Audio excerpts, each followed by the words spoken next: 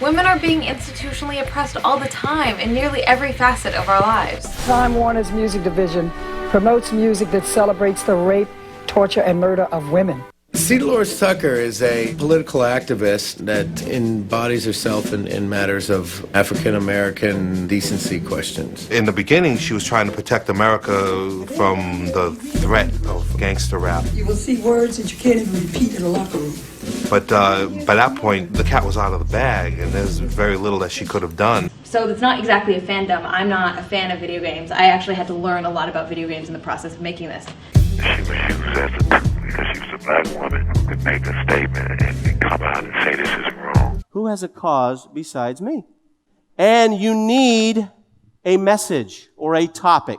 Who has a topic right now in their mind that they would like to get across to millions of people? Hi, my name is Anita Sarkeesian. I'm from Los Angeles, California, and my website is neonandchrome.com. And I just want to let you all know how amazing Alex's Teleseminar Secrets was. It really motivated me to get my own business started. But remember that it's both possible, and even necessary, to simultaneously enjoy media while also being critical of its more problematic or pernicious aspects. She involved herself in Time Warner politics, along with an odd political bedfellow for her, who was William Bennett. My name is Jonathan McIntosh. As Joey said, I'm a political remix artist. The moral obtuseness of Time Warner. We do not understand why they don't get it. These are right-wing conservatives, both of them. They are would-be censors. Part of being a sex worker rights and a porn activist, or advocate rather, is about protecting freedom of speech. And to me, women like Gail Dines and Anita Sarkeesian are against freedom of speech, and I believe that they would want to see censorship. Both were attacking Time Warner, along with Dole. A line has been crossed, not just of taste, but of human dignity and decency. Now you've got a presidential candidate accusing Time Warner of debasing the nation for handling death row product. Many games contain content that is deeply disturbing. It's almost routine in popular games for players to spray other people with Uzis, to drive over pedestrians, to kill police officers, to attack women, and in some cases even to engage in cannibalism. The mainstreaming of deviancy must come to an end. And I think we do have problems with the social fabric of this country right now. I do have trouble believing that it is caused by song lyrics or movies. Time Warner was also doing Ice-T. They got T off the label. I read on Kotaku that it's better than Civ 5 with the Brave New World expansion pack. But they were stuck with Death Row, and the numbers were so huge they didn't know what to do with it. They just put $120 million into it. They're getting all that money out and then some. They can't be seen by any of their artists to give in to political pressure whatsoever. If you do that, they'd never get another act again, and no self-respecting manager would ever sign with a label who they thought could be pressured for content. We, African American women particularly, are tired of being called hoes, bitches, and sluts. You're a liar, you suck.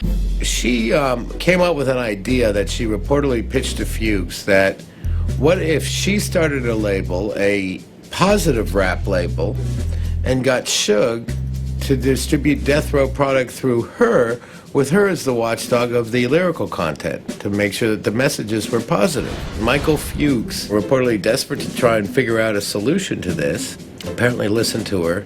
She got Fuchs to guarantee $80 million if she could pull this off. She was trying to solidify a position with Warner Brothers by changing the nature of gangster rap and making it more like pop rap or children's rap, which is somewhat impossible.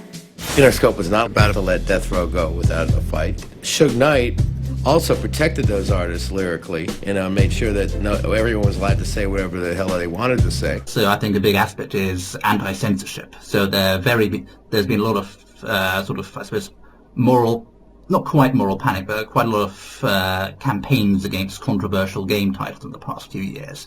So in Australia, they pulled Grand Theft Auto 5 from shelves recently. And there was also a sort of campaign against a game called Hatred, which is a sort of ultra-violent shooting game. In what way is this actually bettering the position of equality? Well, in what fucking way? Please enlighten me. I'm not fucking crazy when I see shit like this. This is fucking censorship. That's all it is. This is fucking censorship, and anybody who's trying to go and say, no, you just don't understand. You are so fucking deluded.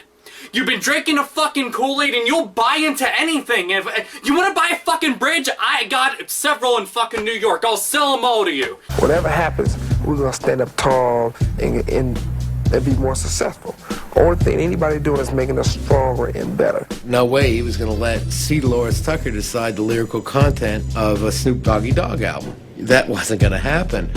But they apparently thought it was. Michael Fuchs reportedly flew to Los Angeles in the Time Warner jet to Dionne Warwick's house, where C. Delores Tucker's sitting there waiting for Suge Knight to come over to cut a deal that would make it tame Death Row Records. What she really wanted was a record company, or to have more involvement in that business. I mean, it is a very lucrative business. She had the wherewithal to see where this rap situation was going, how it had the nation really sort of unnerved. She was just trying to parlay it into something for herself, or she had been promised that it would be something for herself. Never have I discussed $80 million with them about any kind of business deal. The story goes that they waited 5 hours, Michael Fuchs, C. Delores Tucker, and at Dionne Warwick's house, that Suge never showed up.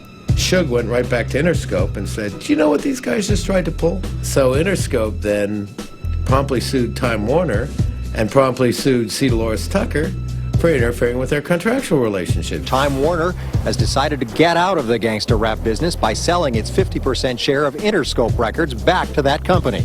Made the right decision, the morally responsible decision, we think, and we believe that by their action, divesting themselves of Interscope at some financial loss, they have set a standard for the entire entertainment industry. I commend them for it. I think they're going to be a good corporate citizens. Death Row Records was at the center of controversies, and if the Republicans had had their way, would have brought down a president.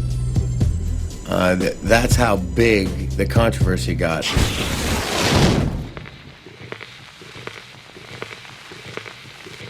Doggy style. Do it from the back.